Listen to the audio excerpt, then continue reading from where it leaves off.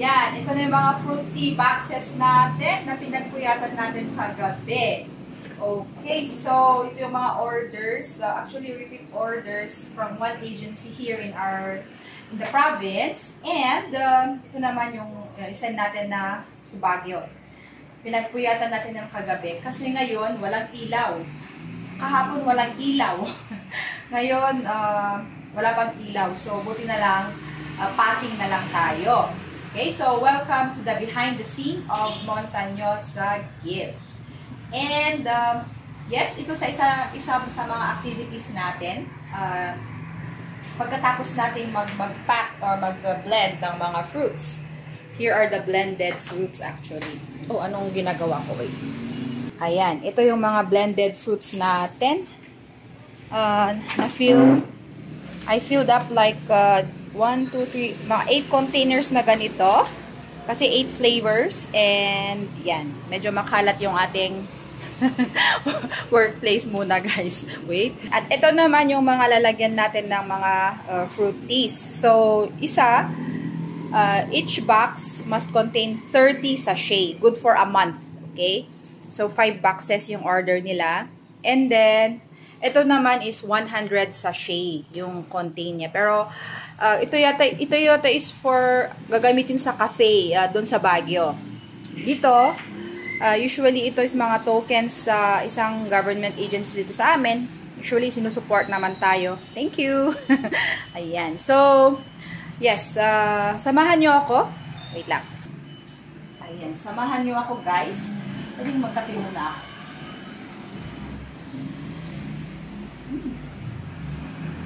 Ayan, kumain na ba kayo?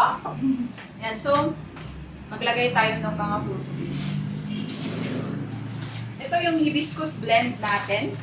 Ayan. So, itong hibiscus blend, meron siyang hibiscus. Ito yung hibiscus flower. Alam niyo yun, yung mga, pag tinimpla mo siya, magiging red tea siya. Ganun. So, nilagyan natin siya ng watermelon at saka, lemon. Ngayon, before, parati ko sinasabi na yellow watermelon. Pero, since yung watermelon na available ngayon is yung red, ayan. So, nilagay ko siya sa loob kasi later on, lalambot siya at is madali siyang kunin. One time kasi, yung naging problem namin sa red watermelon sa blend natin, pag tumagal siya, mga ilang buwan siguro, didikit siya dito sa mga vacuum pouch. Ayun, so yun yung ginawa ko.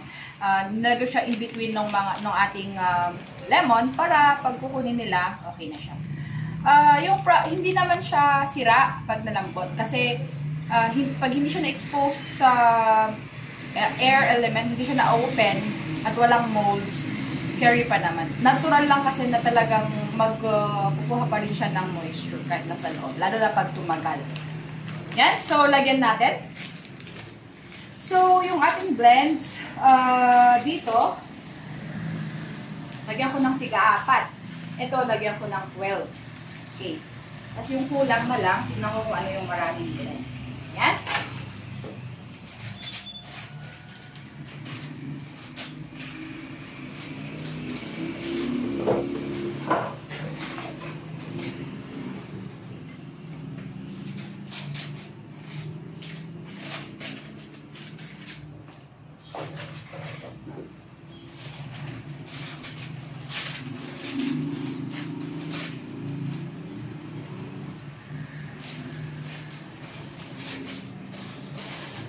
Kulang ng isa ito ng sticker tag. 2, 4, 6, 8, 10, 11.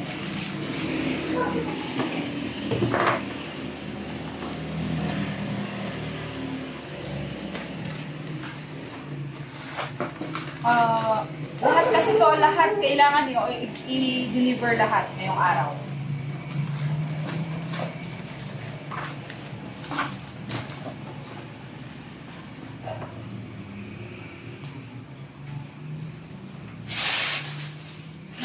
Tayo of course, pero kailangan natin mag-sticker muna. Where's the ayan yung next na ilalagay kong blend. is yung fruity citrus. Ito yung may kiwi. Ayan. Matagal ko na itong blend natin pa.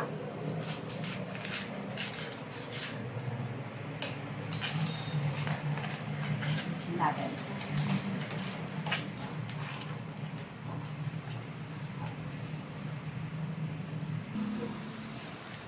Okay, our next blend naman, yung pangatlo, is dragon fruit blend. So, ito ay may pinya, dragon fruit, and of course, yung ating base na lemon, and yung mga stevia tipan natin. Ayan. So, ito yung masarap na blend actually. So, usually, nahanap nila yung may dragon fruit kasi makulay talaga siya kapag tinimpla mo. Okay. Ganyan natin sa ating mga boxes.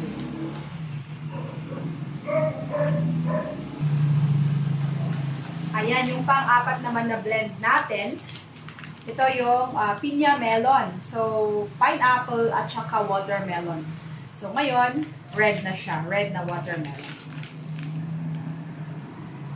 So, ang ginagawa namin, minimix and match namin yung mga available na fruits. Okay, so let's put them.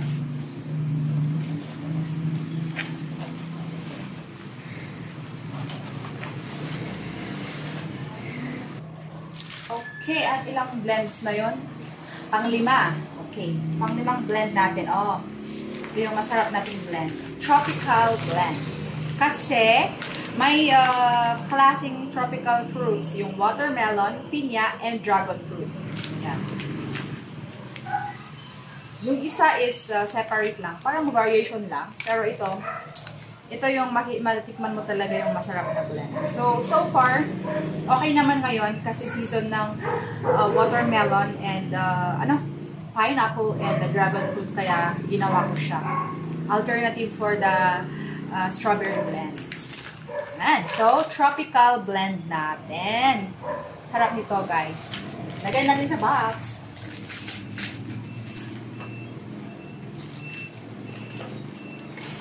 Five blend, no? 5. Okay.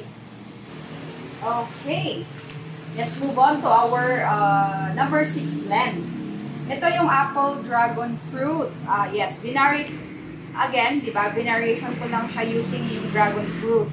So, dati kasi meron kaming apple berry. Ngayon naman, apple dragon. Yes, ito. Masarap din yan. So, just a variation para may ibang flavor lang. Yan. So, apple dragon, lagay na natin sa ating mga boxes. Yan, yes. Ay, 4.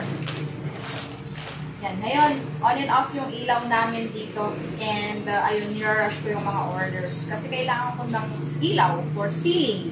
Pag nagkulang ako ng blend, kailangan ko mag-blend. Pero kailangan ko siya i-seal. So, we need a generator. Soon. Mag-ipon-ipon muna. And then, our 7th blend. Ayan. So, ito yung glutarate blend. So, ano yun? Meron siyang apple and ang tawag siyang glutarate flour. Ayan. Yeah. So, for these boxes, 7 blends lang yung ilalagay natin. Kaya ginawa ko siyang 4. At 5 yung dalawang blend. Para makompleto yung 30. So, 7 times 4, 28. Tapos yung dalawang blend, tipo 5. Tama? Bilangin natin mamaya. Yan. So, tama. 5 dapat ito sa isang box. Okay. So, pero dito sa 100 days, gagawin natin siyang 12. And then, i-add na natin yung 7, 8. Mamaya, pakita ko. So, ito muna ang 7th blend na glutarate blend. It's a very good blend kasi it's a calming blend. Napaka-smooth lang niya. Unlike sa hibiscus, medyo strong siya. Pero very good for digestion and alam nyo na, lowering cholesterol, mga ganun. Okay? Sige, ilagay na muna natin. Ayan. Ngayon naman, itong ating honey lemon. Yes. So, ang honey lemon, It came from the idea of the honey lemon tea from the Korean brand. So, sabi ko, edi, i-mix ko na lang ang honey at saka lemon, di ba? Pero, I learned that there is two ways process. So, yung ginawa ko lang is yung cold infusion. Yes, meaning, dapat fully dried yung lemon and then you're gonna mix it with the honey.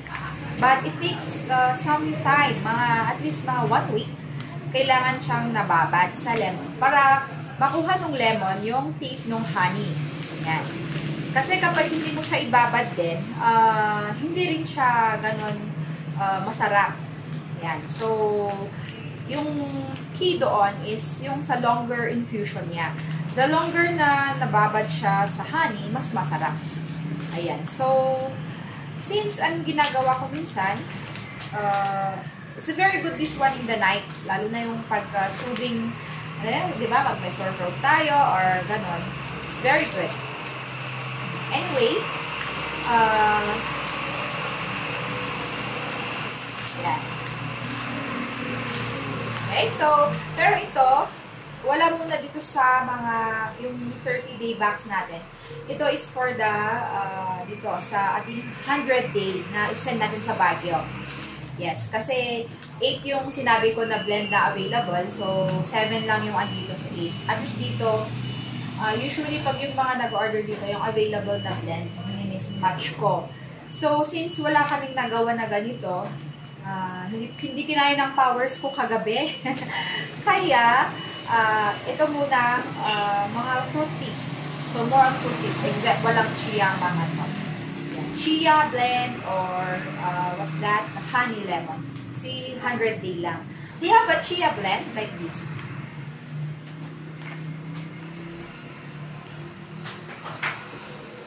This is chia blend. Kaya lang naubos. So, isa lang yung natira. Next time na lang pag ipapagawa ko siya. And napakaganda niya, di ba? Alam ko na alam niyo yung benefit ng chia. It's very good in the morning or just a late night snack actually. Maganda rin siya. Yan. And then, syempre, magiging colorful yung pudding, yung snack mo, di ba?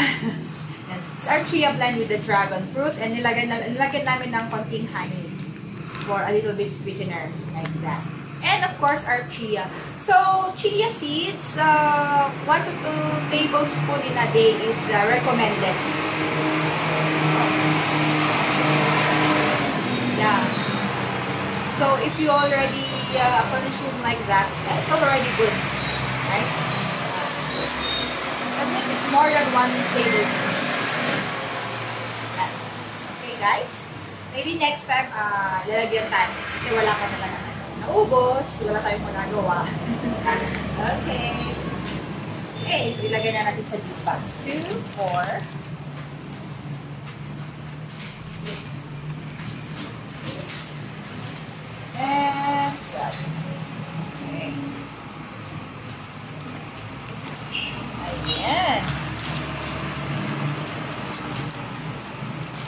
Oh my God. Yan, punong-puno na sila. Ayan, yung ating 100-day box. Punong-puno na siya. Yan. So, ito naman yung mga 30-day box natin. Punong-puno na rin. Parang hirap pang i-close. Yan. Oh, sorry. Yan. I-recheck ko siya. I-recheck natin siya para hindi kulang. Malay mo. So, i-recheck ko muna si 30 days. Pag tama to, tama na lahat.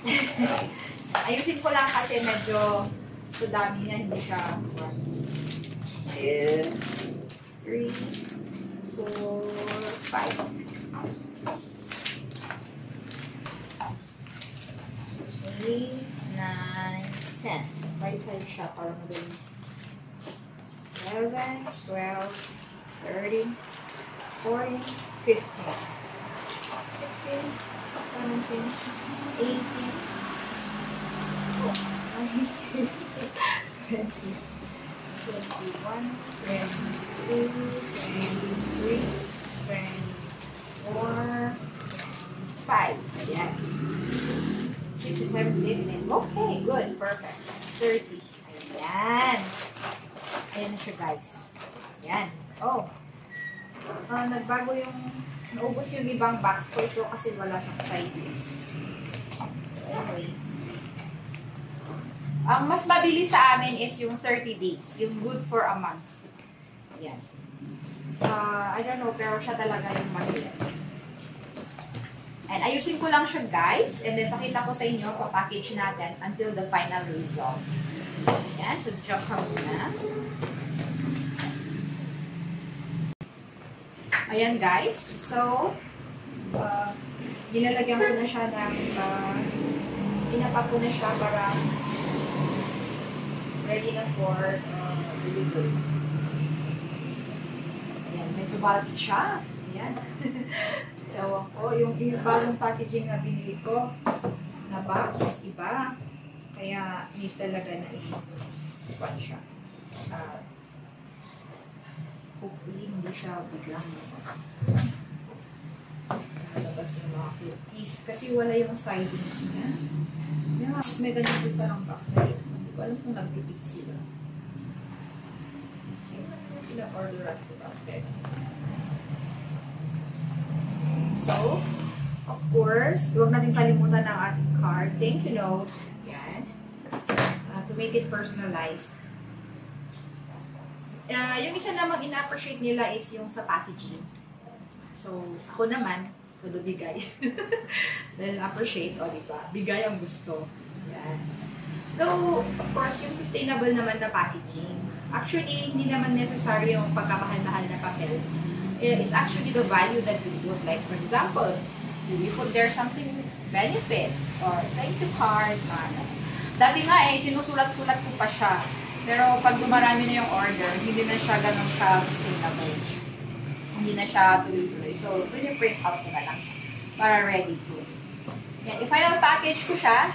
Lagyan ko ng plastic wrap. Yan. See you in a bit. Ayan. Okay, ito na yung final pack. Ayan. Okay na siya. Okay, so this is the final product. So nilagay ko na siya sa ating cellophane bag.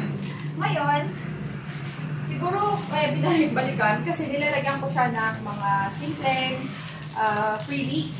Ayan. It's also one way for us to show them kung para matikman nila. Ayan.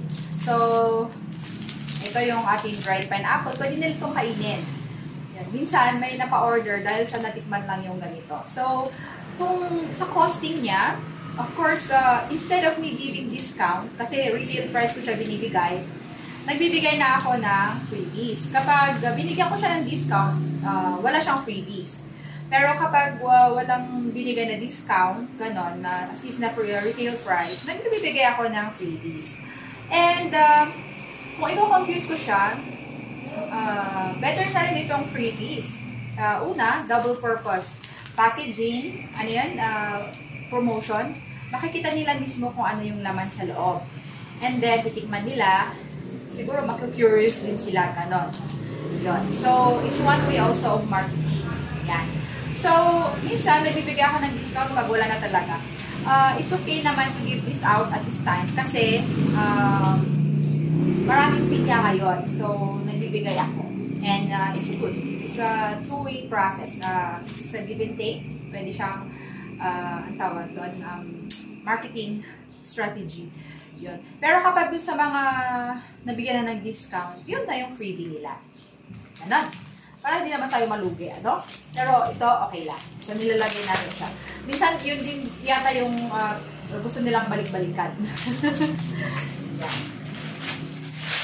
Yan. So, i-deliver natin ito mamaya. Tapusin ko din lang yung ating 100 day para sabay yung sa pag-deliver. Okay? Yan. Ito na yung ating 100 day. Ubusin natin. Ayan guys, so ito na yung ating 100 day na sachet. Yes, so ito na yung ating 30 day sachet for delivery. Ito naman for shipping. Yan, so kailangan ko nitong lagyan ng bagong wrap kasi send natin siya sa bus.